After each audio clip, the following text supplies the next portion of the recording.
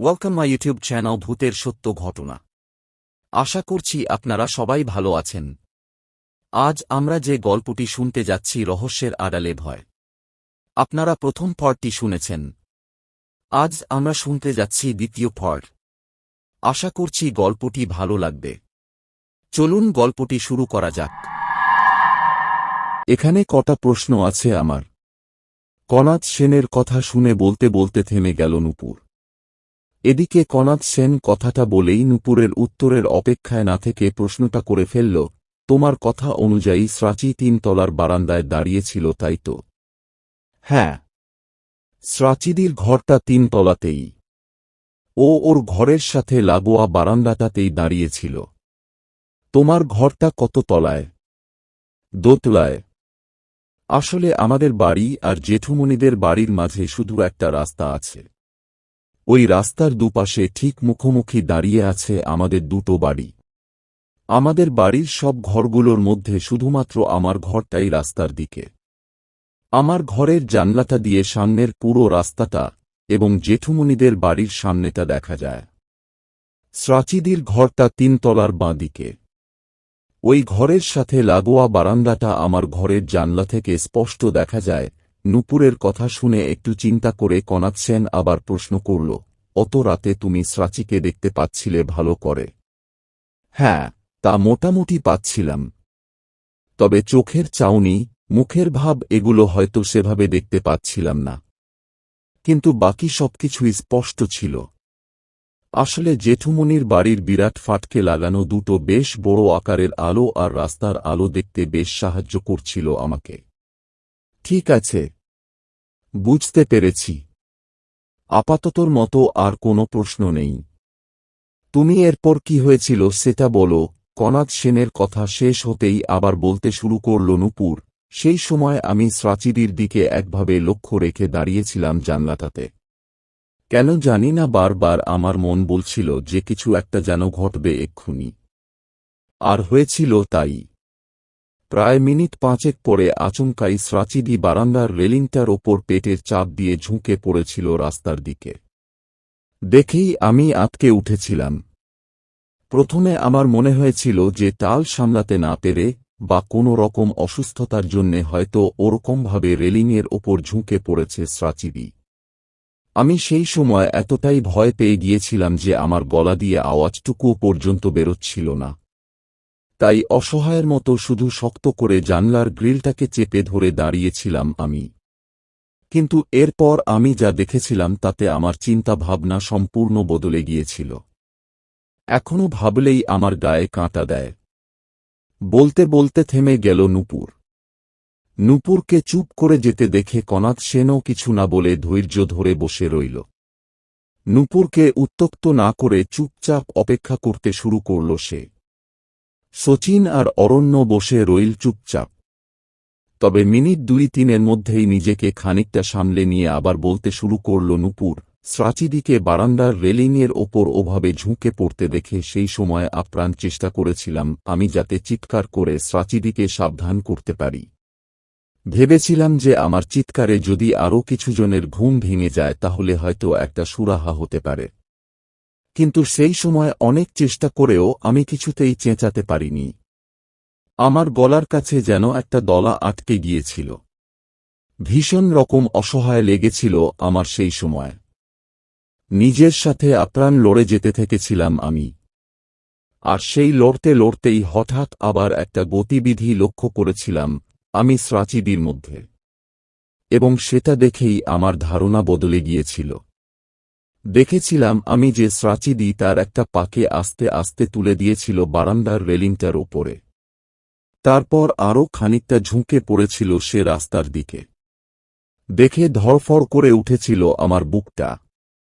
আমার যেন শ্বাস নিতেও কষ্ট হচ্ছিল সেই সময়। মনে হচ্ছিল যেন নিজের হৃৎস্পন্দনটা স্পষ্টভাবে শুনতে পাচ্ছি। স্রাচীদি যে ইচ্ছাকৃতভাবে রেলিংটার ওপর ঝুঁকে পড়েছিল সেই সময় সেটা আমি ভালোভাবেই বুঝতে পারছিলাম। স্রাচীদি যে আত্মহত্যার চেষ্টা করছিল সেটা সেই সময় আমার কাছে স্পষ্ট হয়ে গিয়েছিল।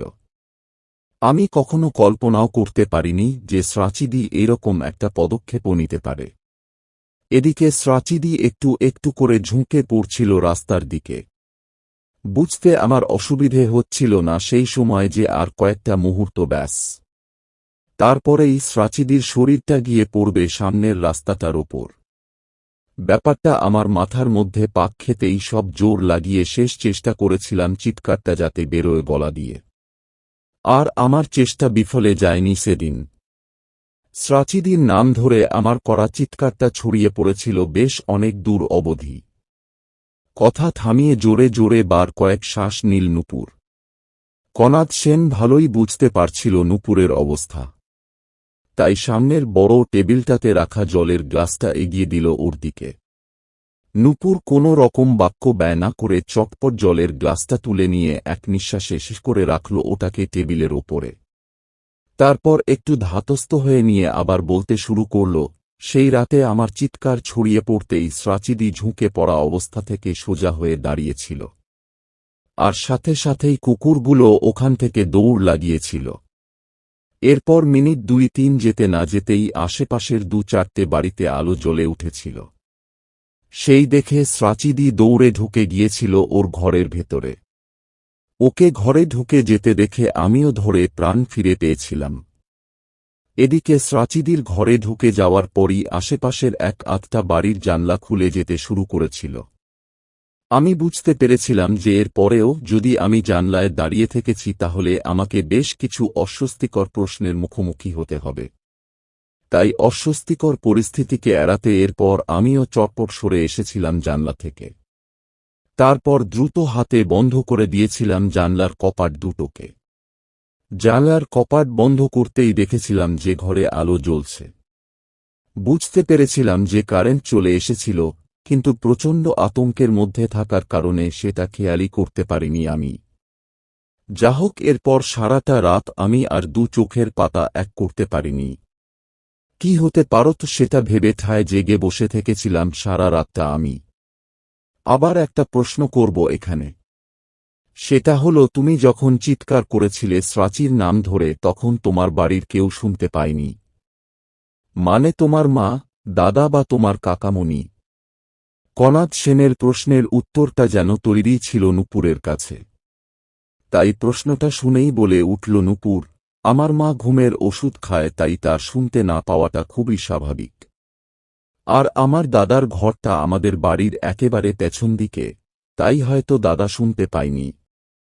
তবে কাকামণি কেন শুনতে পায়নি এই প্রশ্নটা আমার মাথাতেও এসেছিল সেই রাতে। তখন ভাবতে গিয়ে মনে হয়েছিল যে শীতের রাতে জানলা দরজা সব চেপে বন্ধ থাকার কারণেই বোধহয় শুনতে পায়নি কাকামণি। ঠিক আছে, এরপর কি হলো তাই বলো। কথাটা বলে কনাদ সেন তাকিয়ে রইল নূপুরের দিকে। নূপুর কয়েক মুহূর্ত চিন্তা করে নিয়ে আবার শুরু করল, সেই রাতে বারবার মনে হয়েছিল আমার যে মা, দাদা বা কাকামণিকে ডেকে বলি সবকিছু। কিন্তু পরে মনে হয়েছিল যে সকালেই সবাইকে বলবো না হয়। সেই মতো পরের দিন সকালে চা খেতে গিয়ে খাওয়ার ঘরে বসে বলেছিলাম আমি সবাইকে যা যা ঘটেছিল। কিন্তু আমার কথা কেউই বিশ্বাস করতে চায়নি সেদিন। সবাই শুনে ভেবেছিল যে আমি ঘুমের ঘোরে কি দেখেছি। অনেক বোঝানোর পর, সবকিছুকে পুঙ্খানুপুঙ্খভাবে জানানোর পর ব্যাপারটাকে খানিকটা বোঝার চেষ্টা করেছিল সবাই। কিন্তু তাও যেন সবার মনের মধ্যে একটা দ্বন্দ্ব চলছিলই। কিন্তু আমি স্রাচিদির জন্যে বেশ চিন্তায় পড়ে গিয়েছিলাম। তাই বারবার মা, কাকামণি আর দাদাকে বলেছিলাম ব্যাপারটাকে বুঝতে। আমার সেই সময় শুধু মনে হয়েছিল যে আমার চিৎকারে স্রাচিদি যেটা করতে চেয়েছিল সেটা করতে পারেনি ঠিকই, কিন্তু পরে কোনো রাতে আবারও তো সেই চেষ্টা করতে পারে সে। সেদিন আমার ওই আশঙ্কাটাকে অনেক চেষ্টায় শেষমেশ বোঝাতে সক্ষম হয়েছিলাম আমি আমার মা, কাকামণি আর দাদাকে। আমার কথা বুঝতে পেরে কাকমণি সেদিন ঠিক করেছিল যে যাবে একবার জেঠুমণির বাড়িতে। স্রাচিদির সাথেও কথা বলে বোঝার চেষ্টা করবে। ব্যাপারটা ঠিক হতেই আমি বেশ স্বস্তি পেয়েছিলাম। আমার দৃঢ় ধারণা হয়েছিল যে স্রাচিদির সাথে কথা বলতে গেলেই কাকামণি বুঝতে পারবে সবকিছু।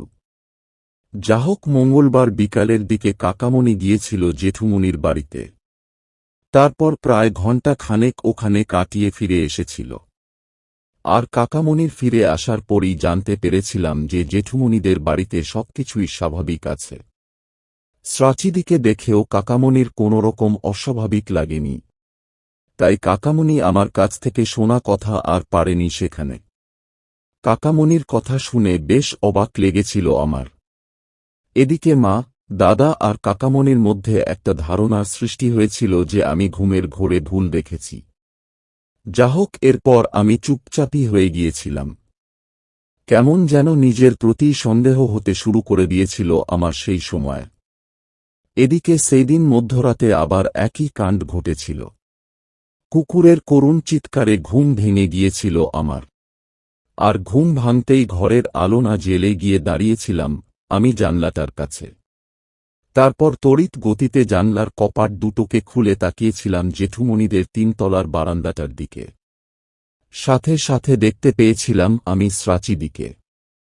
ঠিক এরকম কায়দায় দাঁড়িয়েছিল ও। দেখেই আমি ঘামতে শুরু করেছিলাম। এদিকে কুকুরগুলো একভাবে চেঁচিয়ে যাচ্ছিল। সেই সময় আমি কি কবর না কবর কিছুই বুঝতে পারছিলাম না। এরকম একটা সময় হঠাৎ করেই আমার ঘরের দরজায় টোকা পড়েছিল। দরজায় আওয়াজ হতেই চমকে গিয়েছিলাম আমি। তারপর মনে হয়েছিল যে কুকুরের চিৎকার শুনে মা, কাকামণি বা দাদাও তো আসতে পারে। কথাটা মাথায় আসতে দৌড়ে গিয়ে দরজা খুলেছিলাম। আর খুলতেই দেখতে পেয়েছিলাম কাকামণিকে। কাকামণি কোনো কথা না বলে হন্তদন্ত হয়ে ঘরে ঢুকে এসে গিয়ে দাঁড়িয়েছিল জানলাটার কাছে। আর দাঁড়াতেই দেখতে পেয়েছিল স্রাচিদিকে। সেই সময় প্রচণ্ড উত্তেজনার মধ্যেও একটা ব্যাপারকে ভেবে খানিক স্বস্তি পেয়েছিলাম, আমি যে এবার আর আমাকে কেউ ভুল বুঝবে না, ভাববে না যে ঘুমের ঘোরে আমি ভুল ভালো দেখেছি। যা হোক, কাকামণিকে জানলায় গিয়ে দাঁড়াতে দেখে আমার মনে কিছুটা যেন সাহস এসেছিল। তাই আমিও গিয়ে দাঁড়িয়েছিলাম কাকামণির পাশে। তারপর দুজনেই এক রাশ দুশ্চিন্তা নিয়ে তাকিয়েছিলাম 3 তলার বারান্দাটার দিকে। এখানে কিন্তু আবার একটা প্রশ্ন করব।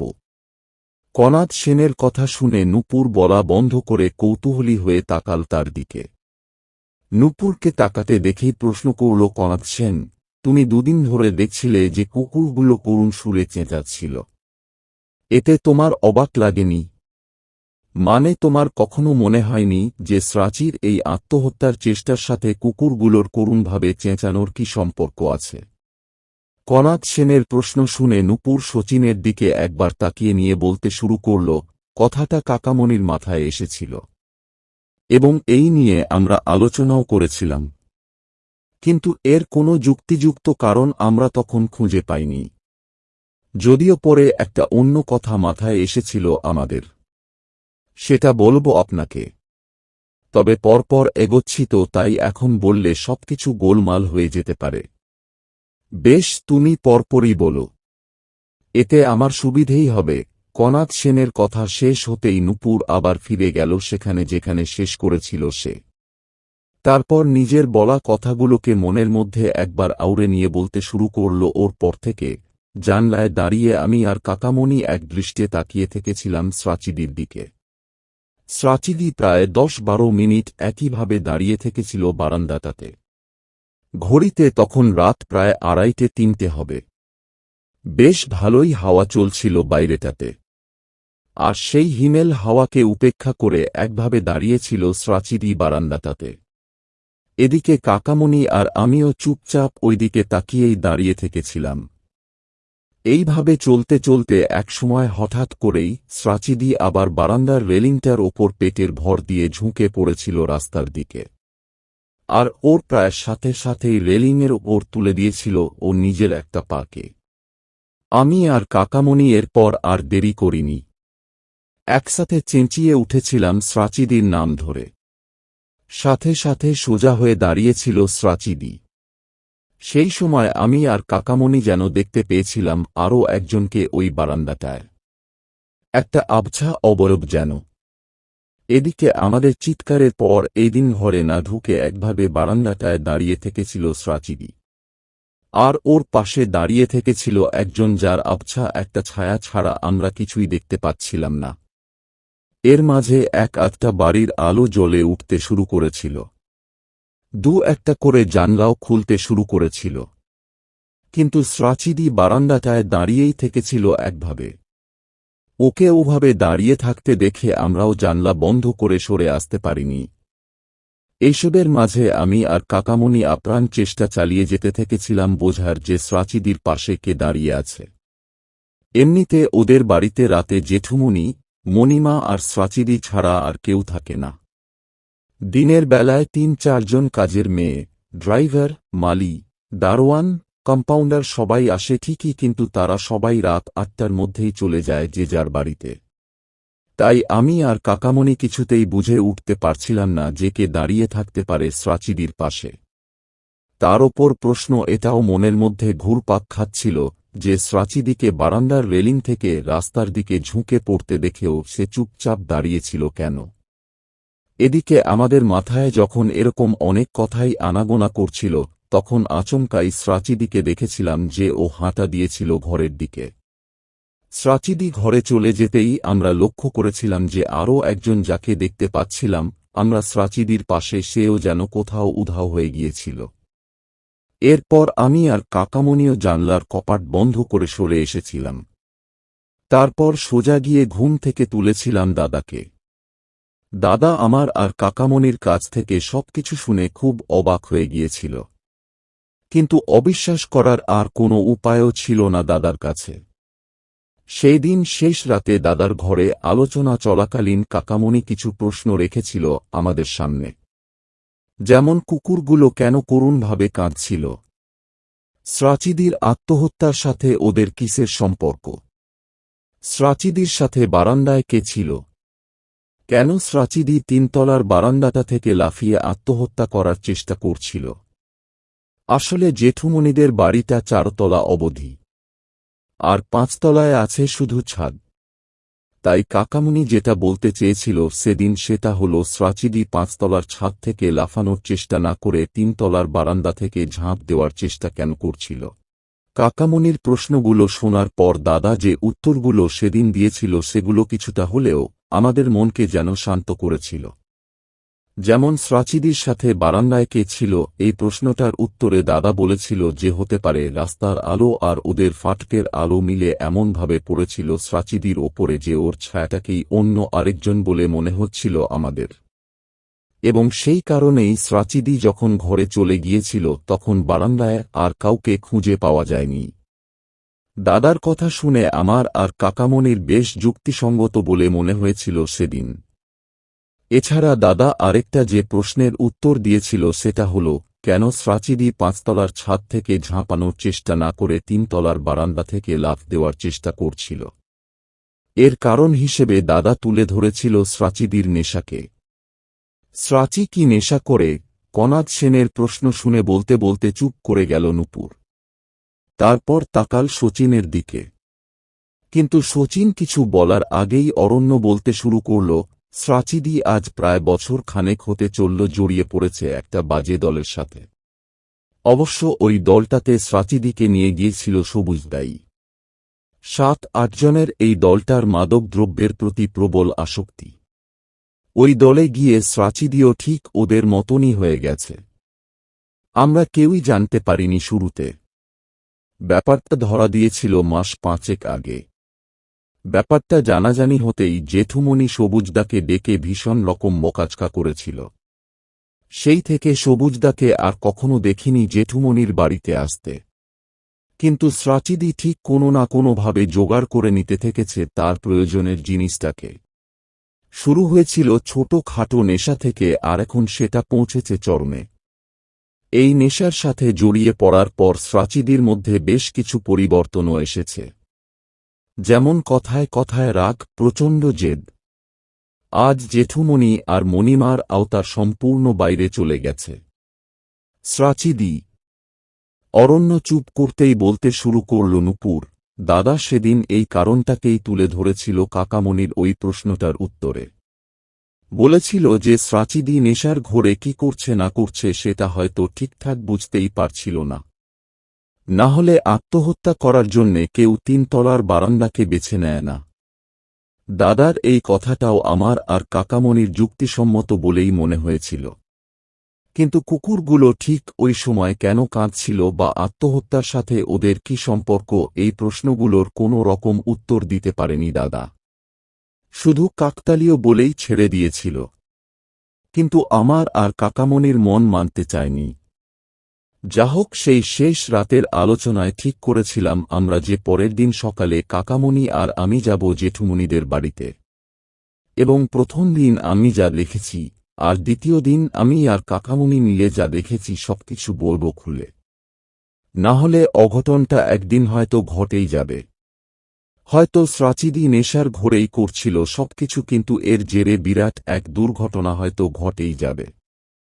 পরের দিন মানে বুধবার সকালে আমি আর কাকামণি মাকে সবকিছু জানিয়েছিলাম। তারপর একটু বেলা হতেই পৌঁছেছিলাম জেঠুমণিদের বাড়িতে। জেঠুমণি বেলা 12টা থেকে রুগী দেখতে শুরু করে, তাই তার আগেই গিয়েছিলাম। আসলে জেঠুমণির সামনেই কথাগুলো হোক এটাই আমরা চেয়েছিলাম। জেঠুমণিদের বাড়ির একতলাটা জুড়ে আছে ডাক্তারখানা, রুগীদের বসার ঘর, ওষুধের দোকান, এই সব কিছু। তাই আমরা সোজা উঠে গিয়েছিলাম দোতলাতে। দোতলায় বিরাট হলঘর ছাড়া আছে রান্নাঘর, খাওয়ার ঘর এবং জেঠুমণি আর মণিমার শোয়ার ঘর। তেতলায় থাকে স্রাচিদি, তার সাথে আছে স্রাচিদির স্টুডিও। ভীষণ ভালো আঁকার হাত স্রাচিদির। জেঠুমণিদের বাড়ির 4তলাটা ব্যবহার করা হয় যখন বাড়িতে অতিথি আসে, না হলে ঘর বন্ধই রাখা হয়। আর 5তলায় আছে ছাদ আর ঠাকুর ঘর। সেদিন আমি আর কাকামণি জেঠুমণিদের বাড়ির দোতলায় উঠে গিয়েই দেখতে পেয়েছিলাম জেঠুমণিকে। বড় হলঘরটার সোফায় বসেছিল একটা ফাইল নিয়ে। কাকামণি সেদিন খুব একটা ভূমিকা না বেঁধে দুদিনে যা যা হয়েছিল সবকিছু বলে গিয়েছিল জেঠুমণিকে। কথার মাঝেই মণিমাও এসে দাঁড়িয়েছিল ওখানে। সবকিছু শুনেছিল সেও মন দিয়ে। তারপর কাকামণির কথা শেষ হতেই শুরু করেছিল সে। যেহেতু ব্যাপারটা আমি প্রথম দেখেছিলাম তাই প্রথম তুলোধনা করেছিল সে আমাকেই। তারপর কাকামণিকেও বেশ 4 কথা শুনিয়েছিল মণিমা। জেঠুমণিও সেদিন বিশ্বাস করতে চায়নি আমাদের কথা। এইসব কথাবার্তার মধ্যেই স্রাচিদি এসে দাঁড়িয়েছিল ওখানে। সবকিছু শুনে সেদিন শান্তভাবে হেসেছিল শুধু। ওকে দেখে আমি আর কাকামণি অবাক হয়ে গিয়েছিলাম, কারণ স্রাচিদি ছোট থেকেই চঞ্চল। অত চঞ্চল ছিল বলেই জেঠুমণি ওকে আঁকা শেখানোর কথা ভেবেছিল, যাতে স্থির হয়ে বসে কিছুক্ষণ। কিন্তু স্থির হয়ে কোনোদিনও বসতে শেখেনি স্রাচিদি। সেই স্রাচিদি সব কথা শোনার পর সোফায় বসে শান্তভাবে হেসেছিল শুধু। একটা কথাও ওর মুখ থেকে বেরোয়নি সেদিন। দেখে আমার আর কাকামণির মনে হয়েছিল যেন ঝড়ের আগের নীরবতা ওটা। অবাক লেগেছিল ভেবে যে স্রাচিদির ওই পরিবর্তনটা জেঠুমণি আর মণিমার চোখে পড়ছিল না কেন। যা হোক, হতাশ হয়ে ফিরে এসেছিলাম আমি আর কাকামণি ওখান থেকে। কিন্তু শান্ত থাকতে পারিনি। সেই রাতে আমি, কাকামণি আর দাদা জেগে থেকেছিলাম। আমার মাকে অবশ্য ঘুমের ওষুধ খেয়ে ঘুমিয়ে পড়তে বলে জেগে বসে থেকেছিলাম আমরা। সেই রাতে আমার ঘরেই জড়ো হয়েছিলাম আমরা 3 জন। তারপর আমার ঘরের জানলাটাকে আধ খোলা রেখে লক্ষ্য রাখতে থেকেছিলাম 3 তলার বারান্দাটাকে। কিন্তু কিছুই হয়নি সে রাতে। স্রাচিদি তার 3 তলার বারান্দাটায় পা পর্যন্ত রাখেনি। অগত্যা শেষ রাতে শুয়ে পড়েছিলাম আমরা। এর পরের দিন মানে বৃহস্পতিবারও ঠিক একই রকম ঘটনা ঘটেছিল। আমি, কাকামণি আর দাদা সারারাত জেগে বসে থেকেছিলাম আমার ঘরটাতে। আমার ঘরের জানলার কপাটটাকে আধ খোলা রেখে লক্ষ্য রাখতে থেকেছিলাম স্রাচিদির 3 তলার বারান্দাটাকে। কিন্তু এই রাতেও হয়নি কিছুই। তাই ভোরের দিকে শুয়ে পড়েছিলাম আমরা। শুক্রবার সকাল থেকেই ম্যাচ করতে শুরু করেছিল আমাদের 3 জনের শরীর। আসলে পরপর 2 রাত জেগে থাকার কারণে আমার, কাকামণির আর দাদার শরীরে ক্লান্তি নেমে এসেছিল। তাই ঠিক করেছিলাম আমরা যে এই দিন রাতে আর জাগব না। ভেবেছিলাম যে ওই 2 রাতে হয়তো নেশার কারণেই স্রাচিদি ওইরকম করেছিল। যা হোক, শুক্রবার সন্ধে থেকেই ক্লান্তি বেশ ভালো রকমভাবে জানান দিতে শুরু করেছিল আমাদের তিনজনকেই। তাই আমরা রাতের খাওয়া তাড়াতাড়ি সেরে নিয়ে শুতে চলে গিয়েছিলাম সেদিন। কিন্তু সেই রাতে আবার আমার ঘুম ভেঙে গিয়েছিল কুকুরের করুণ চিৎকারে। ঘুম ভাঙতেই দৌড়ে গিয়ে খুলেছিলাম আমি ঘরের জানলাটাকে, আর সাথে সাথে দেখতে পেয়েছিলাম আমি স্রাচিদিকে। দেখেই চমকে উঠেছিলাম আমি, কারণ স্রাচিদি যেন তাকিয়েছিল আমার জানলাটার দিকেই। হালকা আলোয় ব্যাপারটা স্পষ্ট না হলেও স্রাচিদি যে তাকিয়েছিল আমার জানলার দিকেই, সেটা আমি মোটামুটি বুঝতে পারছিলাম। আর জিনিসটা বোঝার পরই আমি নিজের অজান্তেই সরে দাঁড়িয়েছিলাম জানলাটা থেকে। ঠিক এরকম একটা সময় আমার ঘরের দরজায় টোকা পড়েছিল। বুঝতেই পেরেছিলাম আমি যে কাকামণি এসেছে, তাই চটপট এগিয়ে গিয়ে খুলেছিলাম দরজাটাকে। আর দরজা খুলতেই দেখতে পেয়েছিলাম কাকামণির সাথে দাদাকেও। ওরা দুজন চটপট ঘরে ঢুকে এসে দাঁড়িয়েছিল জানলাটার কাছে।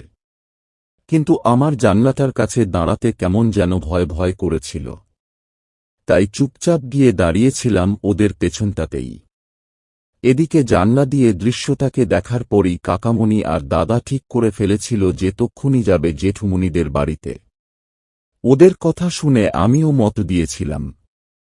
কিন্তু এইসব কথাবার্তার মাঝেই হঠাৎই আমরা দেখতে পেয়েছিল সেই আরেকজনকে। স্রাচিদির ঠিক পেছনটাতে দাঁড়িয়েছিল সে। স্পষ্টভাবে বোঝা যাচ্ছিল না কিছুই, কিন্তু কেউ যে ছিল সেটা বোঝা যাচ্ছিল। আমরা তিনজনেই থমকে দাঁড়িয়ে পড়েছিলাম। যদিও কিছুক্ষণ ভালোভাবে দেখার পর দাদা বলেছিল যে ওটা স্রাচিদিরই ছায়া। দাদার কথাকে পুরোপুরি মেনে নিতে না পারলেও অবিশ্বাসও করিনি আমরা। এদিকে দেরি হয়ে যাচ্ছিল দেখে কাকামণি তাড়া দিতে শুরু করেছিল আমাদের। আসলে স্রাচিদিকে নিয়ে একটা ভয় আর চিন্তা কাজ করছিল আমাদের সবার মনের মধ্যেই। তাই কাকামণি তাড়া দিতেই আমি আর দাদা এগোতে শুরু করেছিলাম আমাদের সদর দরজাটার দিকে। কাকামণিও আমাদের সাথেই এগিয়েছিল। তারপর একসময় আমরা তিনজন সদর দরজা পেরিয়ে গিয়ে দাঁড়িয়েছিলাম রাস্তাটাতে। রাস্তাতে পা রেখেই আমরা তিনজন তাকিয়েছিলাম জেঠুমণিদের বাড়ির তিনতলার বারান্দাটার দিকে। সঙ্গে সঙ্গে যেন সমূলে কেঁপে উঠেছিলাম আমরা তিনজনেই স্রাচিদিকে দেখে। কারণ স্রাচিদি সেই সময় ওর ওই তিনতলার বারান্দার রেলিং এর ওপর উঠে বসেছিল। নির্বিকারভাবে মুখটাকে ওপরে তুলে তাকিয়েছিল স্রাচিদি আকাশের দিকে। নিজের চোখকে যেন কিছুতেই বিশ্বাস করে উঠতে পারছিলাম না আমরা কেউই। তাই রাস্তার মাঝখানে দাঁড়িয়ে হাঁ করে তাকিয়ে থেকেছিলাম আমরা স্রাচিদির দিকে। সাংঘাতিক ওই দৃশ্য দেখে ভয়ে আমরা যেন কাঠ হয়ে গিয়েছিলাম। বারবার মনে হয়েছিল আমাদের যে এই বোধহয় বারান্দার রেলিং থেকে হড়কে পড়ল স্রাচিদি নিচে। এদিকে এইরকম একটা সময় হঠাৎই স্রাচিদি কেমন যেন ছটফট করতে শুরু করেছিল। ওই বারান্দার রেলিং এ বসে নিজের দুটো হাতকে পেটে চেপে ধরে কেমন যেন অস্থির অস্থির করতে শুরু করেছিল। ভয়ে বুক কেঁপে উঠেছিল আমাদের। এদিকে স্রাচিদি কয়েক মুহূর্ত ছটফট করার পরেই হঠাৎ বমি করতে শুরু করেছিল। তারপর হুড়হুড় করে অনেকটা বমি করেই উল্টে গিয়েছিল পেছন দিকে। বেশ জোরেই বারান্দার মেঝেতে পড়েছিল স্রাচিদি। কারণ স্রাচিদির বারান্দার মেঝেতে পড়ার আওয়াজ ওই নিস্তব্ধ রাতে আমাদের কান অবধি এসে পৌঁছেছিল। স্রাচিদিকে বারান্দায় পড়তে দেখে যেন স্বস্তি পেয়েছিলাম আমরা তিনজনই। যদিও আমাদের মাথায় ঢোকেনি ব্যাপারটা যে সামনের দিকে না পড়ে কিভাবে পেছন দিকে উল্টে গিয়েছিল স্রাচিদি।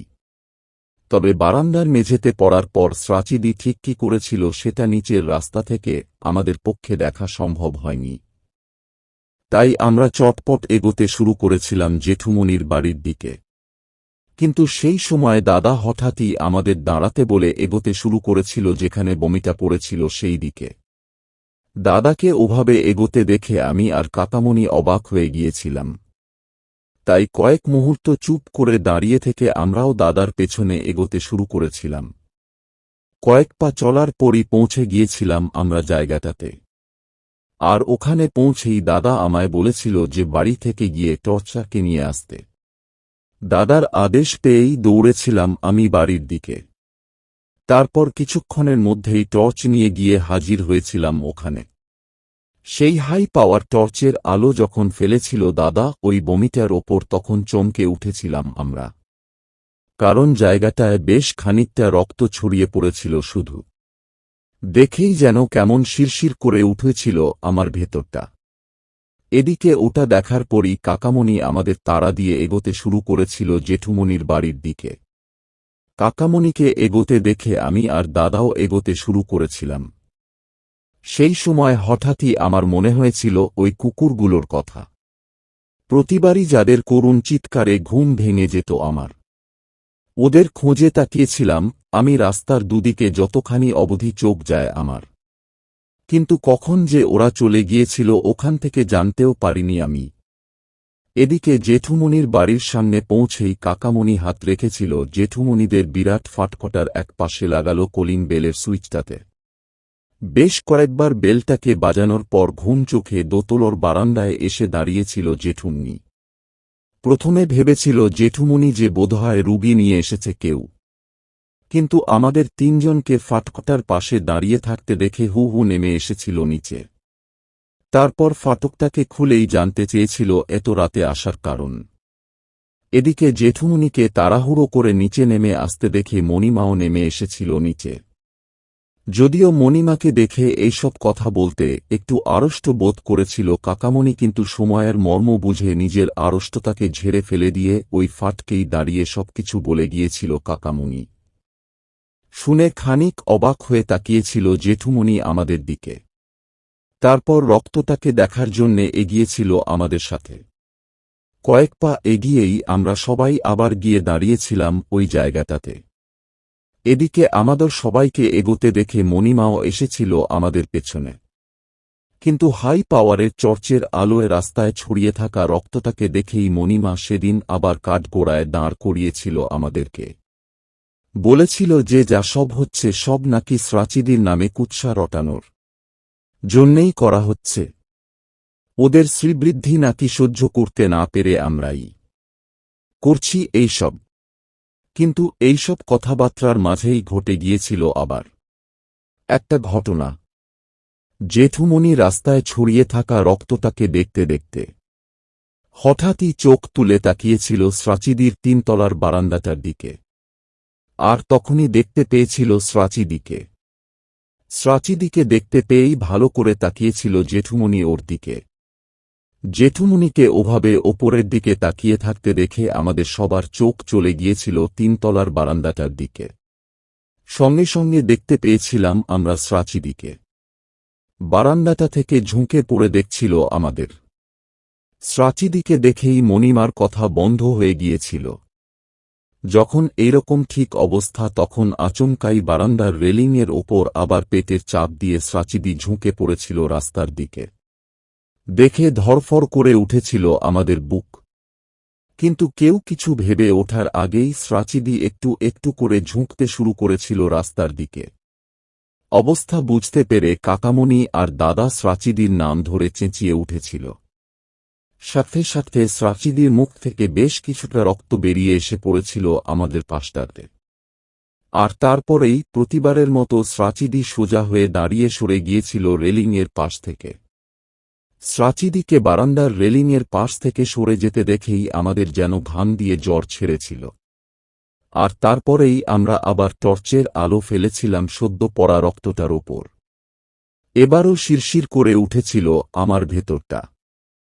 এদিকে এইসব দেখে মণিমা কেমন যেন থম মেরে গিয়েছিল। জেঠুমণিও ভীষণভাবে চিন্তায় পড়ে গিয়েছিল। যাহোক এরপর আমরা আর ওখানে দাঁড়িয়ে সময় নষ্ট না করে সোজা উঠে গিয়েছিলাম জেঠুমণিদের তিনতলায়। তারপর গিয়ে ঢুকেছিলাম স্রাচিদির ঘরে। যবে থেকে স্রাচিদির নেশার ব্যাপারটা জানতে পেরেছিল জেঠুমণি, তবে থেকে দরজায় খিল দিয়ে শোয়া মানা হয়ে গিয়েছিল স্রাচিদির। সেই জন্যে স্রাচিদির ঘরের দরজা ভেজানোই ছিল, আর সেই ভেজানো দরজা দিয়ে ঘরে ঢুকতে অসুবিধে হয়নি আমাদের। এদিকে ঘরে ঢুকেই চটপট ঘরের আলো জ্বেলে ফেলেছিল জেঠুমনি। সাথে সাথে আমরা দেখতে পেয়েছিলাম যে স্রাচিদি অকাতরে ঘুমুচ্ছিল বিছানাটাতে। বেশ অবাক হয়ে গিয়েছিলাম আমরা দেখে। আস্তে আস্তে এগিয়ে গিয়েছিলাম আমরা সবাই ওর বিছানার কাছে। আর কাছে যেতেই দেখতে পেয়েছিলাম আমরা প্রাচীরের ঠোঁটের কোণে রক্তের চিহ্ন। দেখে সবাই আমরা বেশ অস্বস্তিতে পড়েছিলাম। চিন্তাগুলো মাথার মধ্যে ঠিক ঠিক করতে শুরু করেছিল।